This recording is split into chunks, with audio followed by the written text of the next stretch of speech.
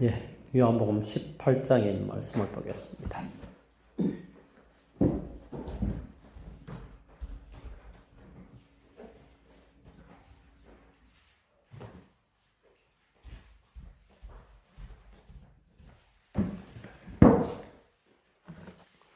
요한복음 18장 28절에 있는 말씀입니다. 예, 제가 가진 성경은 신약성경 179쪽입니다.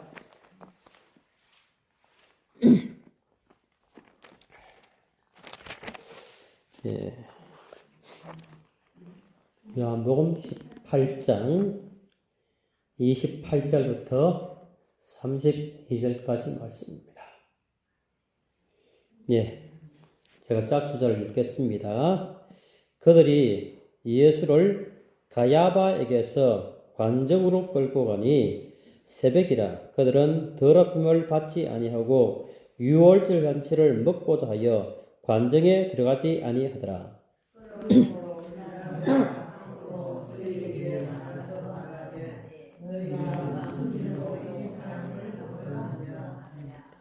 대답하여 이르되 이 사람이 행악자가 아니었더라면 우리가 당신에게 넘기지 아니하였겠나이다.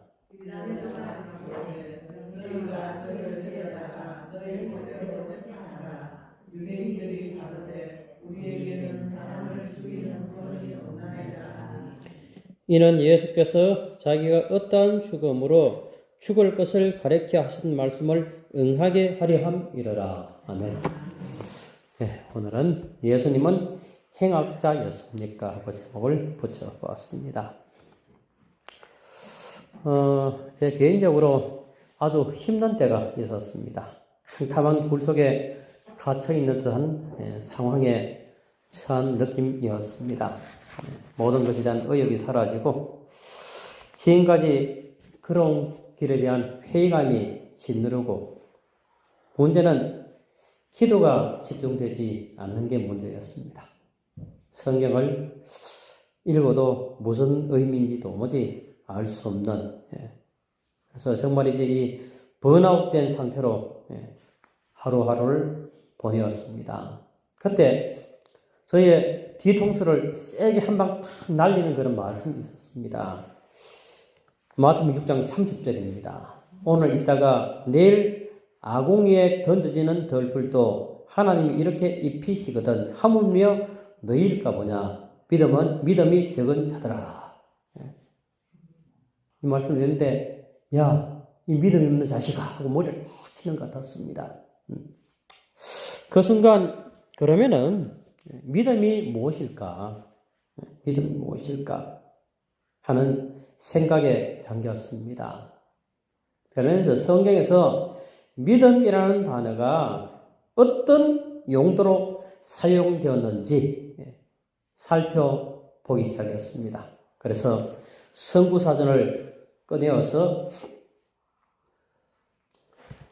믿음이라는 단어가 어떻게 사용되었는지, 먼저는 성경에 믿음이라는 단어가 얼마나 많이 사용되는 빈도수를 확인했어요. 사도행전에 55번이 믿음이라는 단어가 쓰였습니다.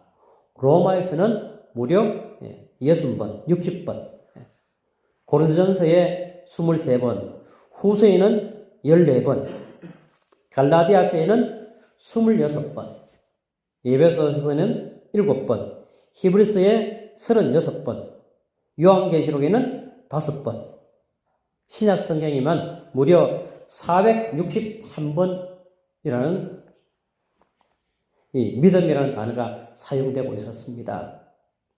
그러고 난 뒤에 그러면은 이 461번이 기록되어 있는데 이 기록된 모든 성경을 하나 구절들을 읽으면서 이 믿음이 어떻게 사용되었는지 그 용례를 정리해 보았습니다.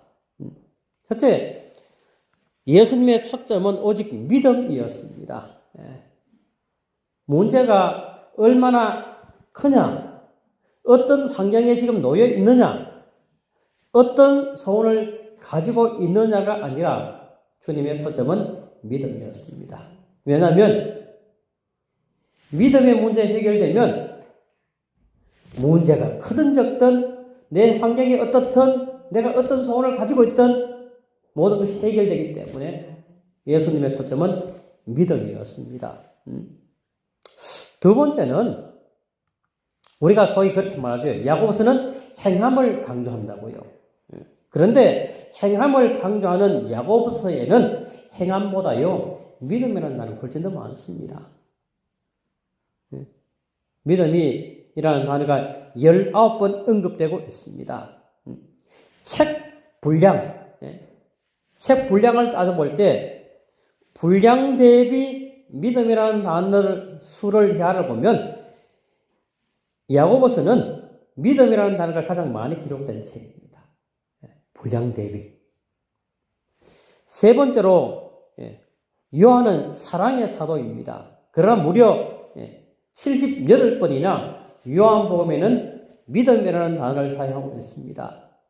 마태복음에 19번, 마가복음 19번, 누가복음 12번, 합치면 50번입니다. 공간복음서 3권을 합쳐서 50번인데 요한복음 한 장에만 무려 78번이나 기록되어 있습니다. 요한복음은 믿음복음이라고 저는 그렇게 봅니다. 믿음에 대해서 요한복음만큼 정확하게 알려주는 책은 없었습니다. 네 번째는 믿음이 무엇인가 하는 것입니다. 믿음이 무엇인가? 믿음은 단순히 이것이 믿음이다 하고 정의를 내리는데 그쳐서는 안 됩니다. 믿음은 움직여야 그것이 믿음입니다. 마태, 마가, 누가, 즉 공간복음에는 믿음을 피스티스, 즉 명사형으로 사용합니다.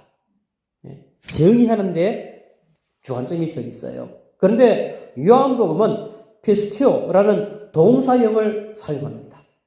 다시 말하면 명사형, 공간복음서에 기록된 명사형은 규정, 정의 혹은 정적인 것을 말하는데요. 요한복음에서 말하는 피스티오, 이 동사형은 움직이는 것, 활동하는 것을 뜻합니다. 한 자리에 머물러 있지 않는, 자신이 믿는 바를 그대로 삶의 현장에서 드러내는 것이 믿음이라고 요한복음은 우리에게 가르쳐주고 있습니다. 이것이 우리가 지금 계속 살피는 요한이 말하는 믿음입니다. 그 다음 5번째는 요한복음에서 믿음을 설명한 요한은 요한복음 다음으로 기록하는 이 마지막으로 기록한 요한계시록에서는 피스토스라는 즉 충성이라는 단어로 발전을 시킵니다. 내가 믿는 바를 행동으로 옮기되 충성을 다하라는 주님의 뜻이 담겨 있는 것을 요한이 깨달은 것입니다. 충성은 곧 자기 희생, 죽음을 말하는 것이거든요. 그래서 여러분과 제가요, 우리가 요한복음을 계속 연구하면서요, 내 믿음을 점검해야 합니다. 점검해야 합니다. 내 믿음이 지금 어떤지 수시로 점검을 해야 합니다. 요한복음 18장 28절에는 믿음을 가진 두 부류의 사람이 등장합니다. 한 부류는 대제사장, 서기관, 바리새인이라는 그룹이고요. 또 한 부류는 이들을 추종하는 군중들입니다. 여러분, 이들이 얼마나 믿음이 좋았는지를 우리가 요한복음 18장을 통해서 우리가 확인할 수 있습니다. 그들이 자신이 가진 그 믿음을 삶의 현장에서 어떻게 실천하고 있는지 28절에요. 그들이 예수를 가야바에게서 관정으로 끌고 가니 새벽이라. 그들은 더럽힘을 받지 아니하고 유월절 잔치를 먹고자 하여 관정에 들어가지 아니하더라. 여러분, 여기서 이들의 믿음을 여러분 확인할 수 있어요? 지난밤 겟세마네 동산에서 예수님을 체포했습니다. 그리고선 안나스에게, 그 다음에는 가야바에게 끌고 갔습니다. 그리고 이번에는 빌라도 관정으로 끌고 갔습니다. 그러다 보니 새벽녘 밤 상경곡 딱 올 때가 되었습니다. 밤을 꼴딱 세운 것입니다. 하지만 전혀 길지 않습니다. 그 시각에 남의 집 문을 쾅쾅쾅 두드립니다. 왜 그랬어요? 왜 그랬을까요? 그들은 더럽힘을 받지 아니하고 유월절 잔치를 먹고자 하여 관정에 들어가지 아니하더라. 그들은 이렇게 믿고 있었습니다. 모든 이방인들의 거처는 부정하다. 그런데 그 거처로 발을 들여놓으면 부정을 타게 되고 그 부정은 적어도 일주일간 지속되기 때문에 유월절에 참석할 수 없다. 유월절에 참석하기 위해서 이 집에 들어가야 돼요? 말아야 돼요? 들어가지 말아야 돼요. 응? 그래서 그들은 빌라도 공간에 당도했지만 관정 안에 발을 들여놓지 않습니다. 그들 생각에 이것이 정말 거룩한 믿음이었습니다. 자신을 구별하고 부정을 타지 않으려고 관정에 발을 들여놓지 않는 태도, 몸과 마음의 정결함을 유지하려는 자세, 이것이 그들의 고귀한 믿음이었습니다. 여러분, 하나 여쭤볼까요? 금요일날 교회에 왔다가 예배를 마치 집에 들어갔습니다. 들어가서 전기 스위치를 탁 올렸는데 불이 들어오질 않아요. 그럼 어떻게 해야 돼요? 안식일이니까 그냥 캄캄하게 살자.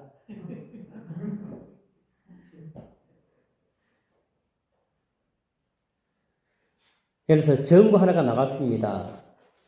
그럼 어떻게 할까요? 내가 갖다 끼우면 됩니까? 아니면 사람을 불러서 바꿔달라고 해야 돼요? 이들의 믿음은요, 내가만 안식을 범한 것입니다. 남을 불러서 남을 시키면 괜찮아요. 이게 그들의 믿음입니다. 그들은 율법을 그렇게 배웠습니다. 그런데요, 여기서 그들이 멈추질 않습니다. 그 앞에 보세요. 그들이 예수를 가야바에게서 관적으로 끌고 가는 새벽이라고 했습니다. 빌라도가 눈을 부비며 밖으로 나왔어요. 그렇죠? 문 확 두드리니까 새벽에 아직 잠을 깰 시간도 아닌 시간에 집 문을 두드리니까. 그리고 묻습니다. 빌라도가 묻습니다. 너희가 무슨 일로 이 사람을 고발하느냐? 조금도 망설임 없이 그들이 답을 합니다. 이 사람이 행악자가 아니었더라면 우리가 당신에게 넘기지 아니하였겠나이다. 그들은 예수를 지금 누구라고 불러요?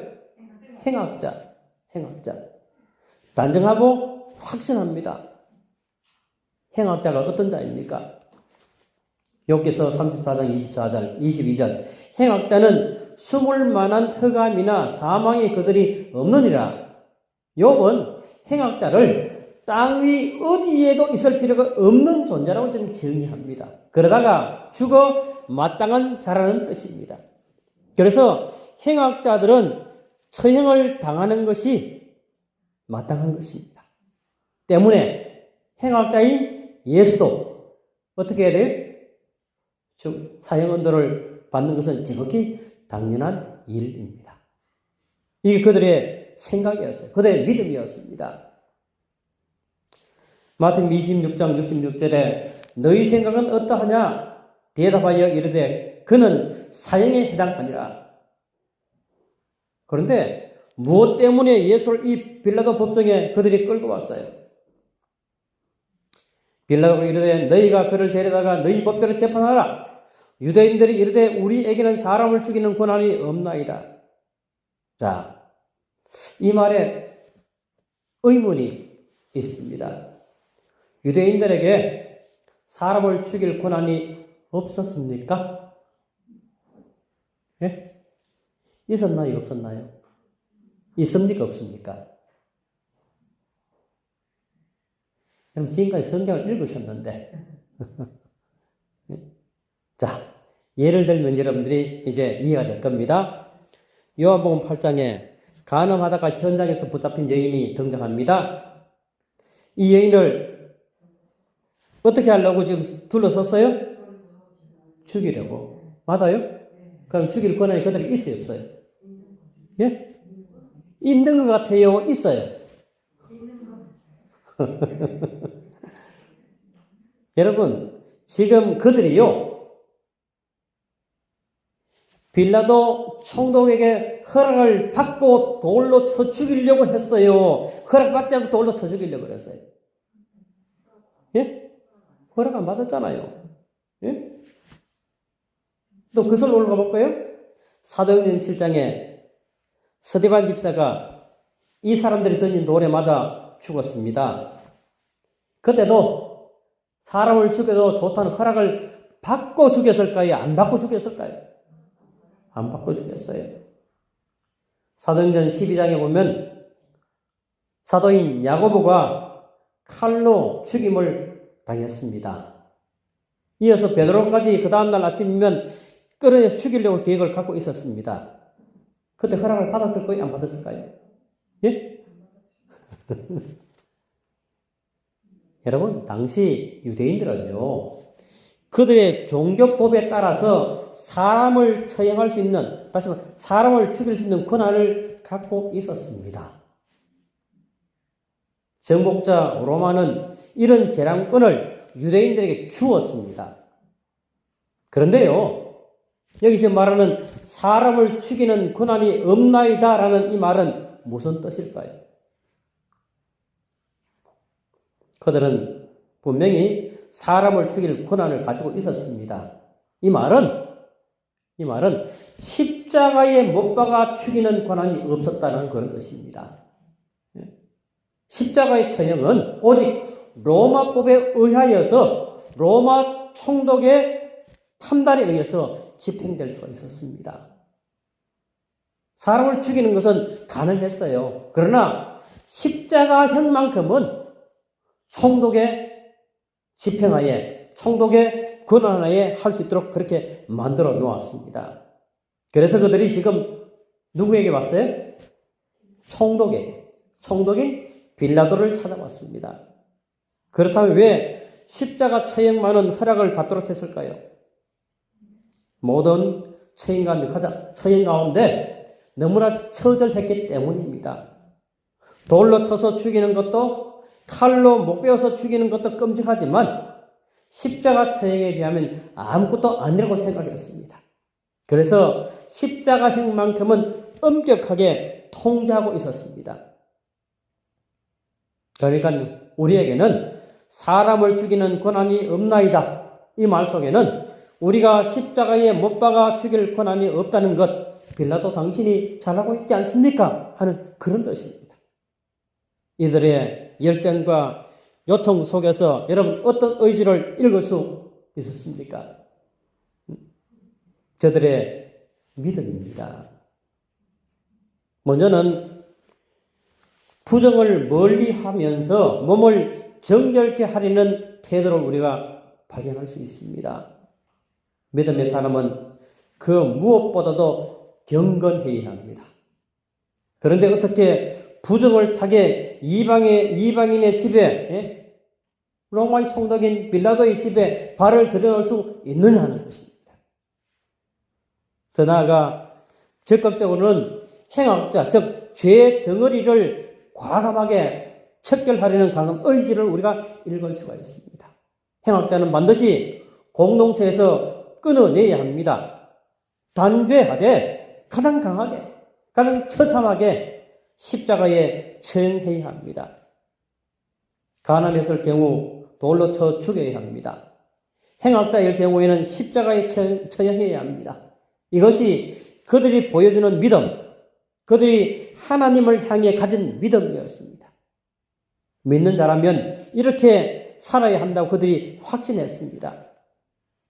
유대인들 사이에는 이게 하나님을 잘 믿는 사람, 공동체가 반드시 보여줘야 할 믿음의 표현이라고 확신했습니다. 그런데 여러분, 이것이 과연 하나님이 기뻐하시는 믿음이었을까요? 나는 믿음으로 행동했다고 하는데 그 믿음이 과연 하나님께서 기뻐하시는 믿음이었을까? 여러분, 진정한 믿음이란 과연 어떤 것입니까?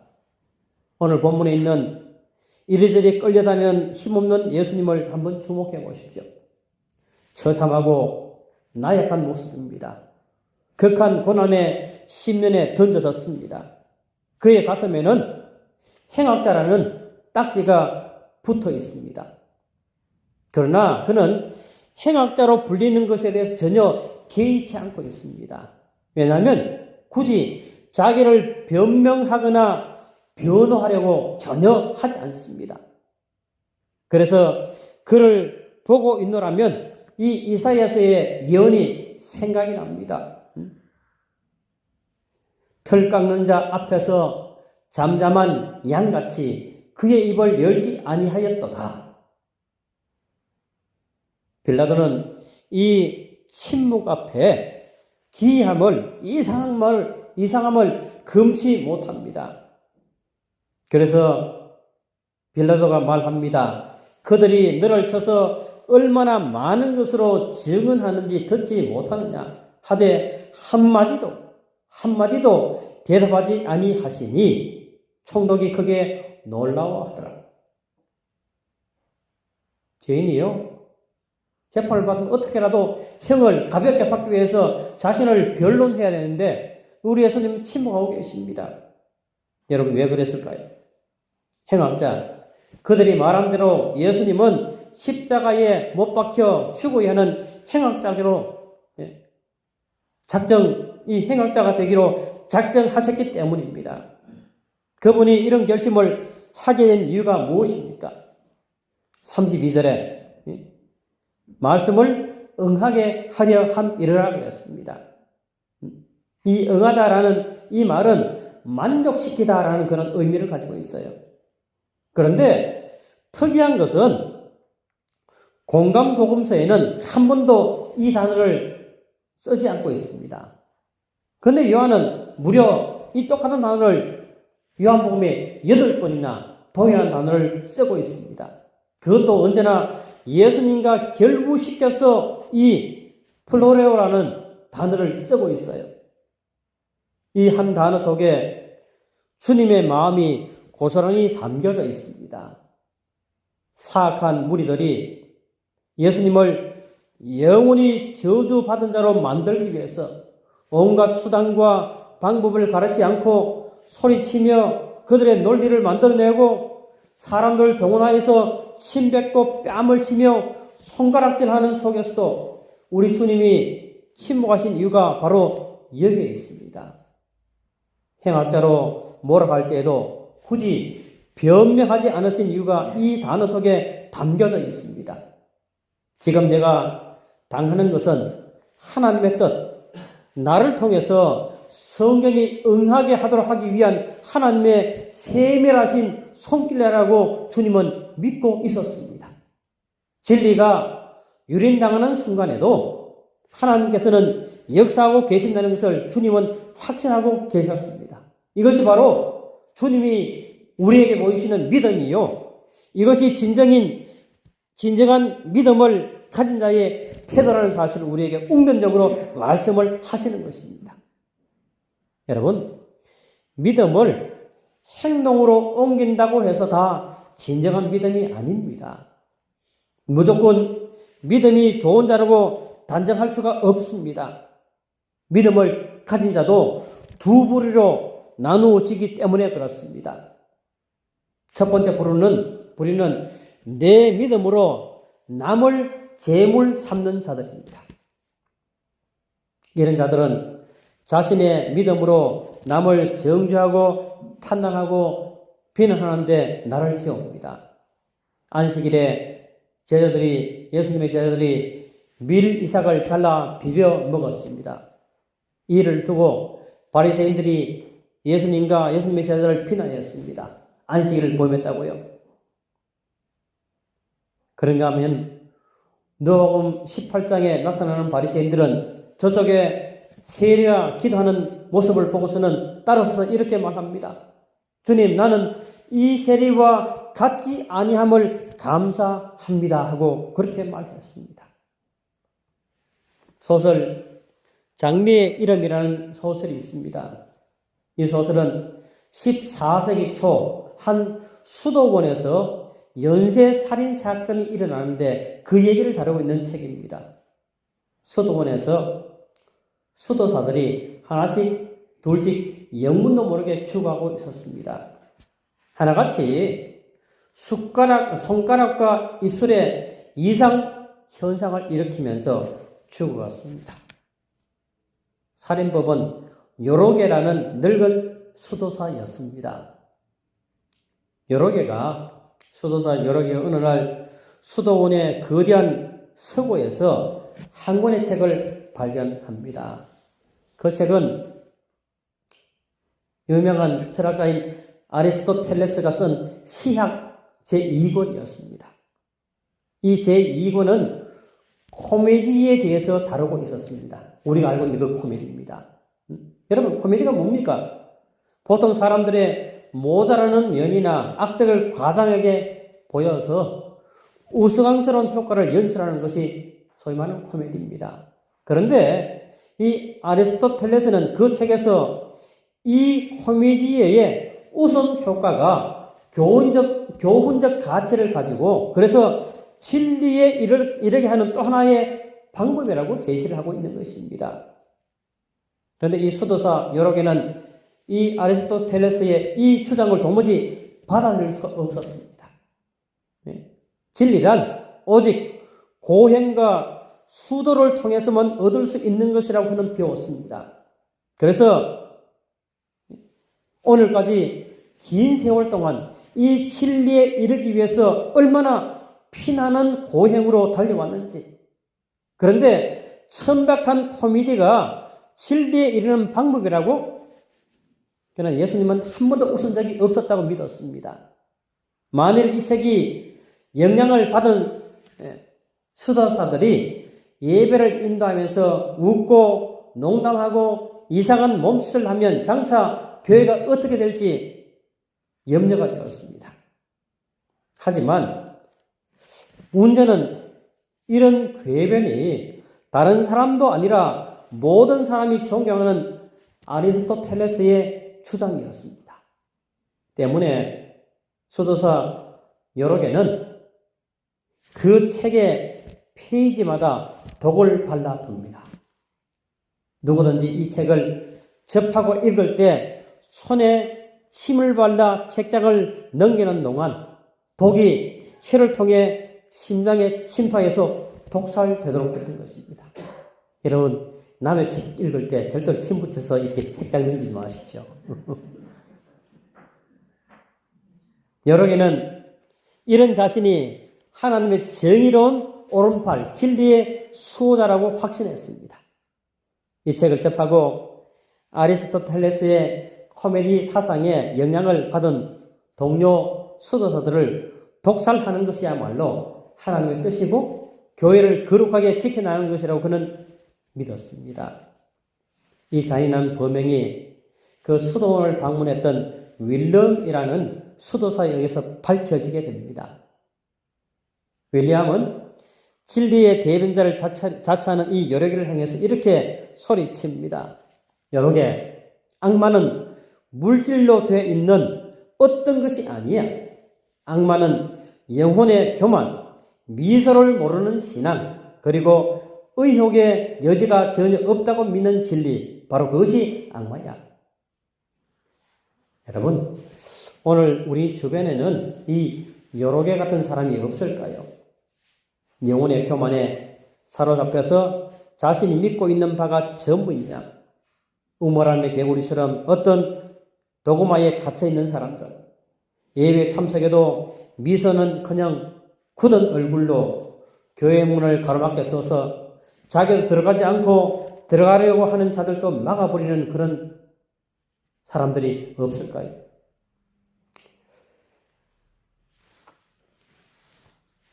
여러분, 죽이는 것으로는 안 된다. 잔인하게 죽이자. 그래서 가장 무서운 십자가형으로 죽여야만 된다. 이것이 믿음이라고 착각하는 그런 부류가 고대에만 있었던 것이 아니라 현대에도 있습니다. 두 번째 부류는 그 반대로 내 믿음으로 남의 재물이 되는 사람들입니다. 이런 자들은 쉽게 입을 열지 않습니다. 말은 부족한 듯 하는 게 좋습니다. 멋진 말을 해프게 써다가는 제 말 밟고 미끄러지기 쉽습니다. 특별히 모진 말일수록 아껴 써야 합니다. 왜냐하면 하늘 보고 침 뱉기가 되기 십상이 되기 때문에 그렇습니다. 요즘 문자나 카톡, 메일 이 모든 것은 흔적이 남습니다. 그게 언제 부메랑이 되어 돌아올지 모릅니다. 요즘 뉴스를 보면 이 부메랑 맞는 사람, 정치인들 참 많죠. 10년 이상 된 것도 어떻게 밝혀내는지 다 찾아내지 않습니까? 때문에 어떤 일이든지 하나님께 맡깁니다. 재판장, 해결자가 되려 하지 않습니다. 로마 12장 19절에 내 사랑하는 자들아 너희가 친히 원수를 갚지 말고 하나님의 진노하심에 맡기라. 기록되었으되 원수 갚는 것이 내게 있으니 내가 갚으리라고 주께서 말씀하시니라. 야고보 4장 12절입니다. 입법자와 재판관은 오직 한 분이시니 능히 구원하기도 하시며 멸하기도 하시느니라. 그는 언제나 하나님의 뜻 응하게 하려 함이라는 말씀을 떠올리며 사셨습니다.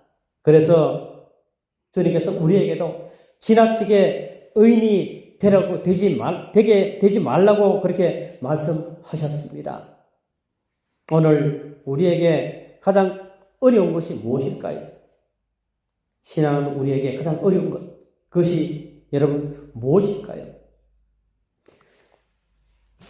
샤를드 후크는 이렇게 답합니다. 그것은 하나님을 잘 믿는 것이다. 그렇습니다. 여러분, 진짜 향나무와 가짜 향나무가 그 차이가 언제 드러날까요? 진짜 향나무와 가짜 향나무를 구별하는 방법이요. 네? 그 향이 언제 날까요? 예? 도끼로 찍어봐야 향이 납니다. 상처가 나야 향나무가 향이 나요. 겉모습은 똑같습니다. 하지만 도끼날에 찍히는 그 순간 비로소 본색이 드러납니다. 우리가 정말 하나님을 잘 믿는 성도인가의 여부는 평소에는 알 수 없습니다. 오직 결정적일 때 드러납니다. 내 건강, 내 재산, 내 생각, 내 뜻, 내 가족이 찢기고 떨어지고 빼앗기고 부서지고 끼어져 나갈 때 그때 바로 확인할 수 있습니다. 그 상황에서 하나님을 신뢰하며 붙잡는다면 그 사람은 진실로 하나님을 믿는 사람입니다. 하지만 그 상황에서 잔꾀를 부리고 있다면 진실로 하나님을 믿는 사람이라고 할 수가 없습니다. 오늘날 사회 구석구석에서 지나치게 의인인 채 하는 사람이 많습니다. 그래서 모든 불의들을 다 깡그리 청산해야 한다는 식으로 분위기를 몰고 갑니다. 상대를 향해서 행악자라고 하며 죽여야 할 자라며 정죄하는 일들이 너무나 일상화되어 있습니다. 하지만 내로남불입니다. 자신들은 더 냄새나는 일을 자행하고 있습니다. 여러분, 오늘 설교의 제목처럼 예수님이 과연 행악자였습니까? 아니면 예수님을 행악자라고 정죄하면서 십자가에 못 박아 죽인 그들이 행악자입니까? 여러분, 다시 묻습니다. 나는 내 믿음으로 다른 사람을 제물로 삼는 자입니까? 아니면 내 믿음으로 기꺼이 다른 사람의 제물이 되기를 원하는 사람입니까?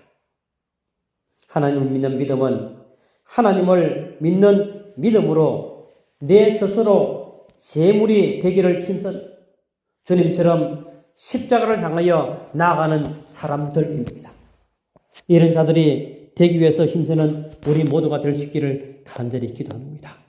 참된 믿음으로 우리 모두가 똘똘 뭉쳐져서 우리의 신앙을 통해서 다른 사람이 기뻐하고 다른 사람이 하나님을 발견할 수 있는 그런 참된 믿음을 소유하게 되길 바라면서 말씀을 마치겠습니다.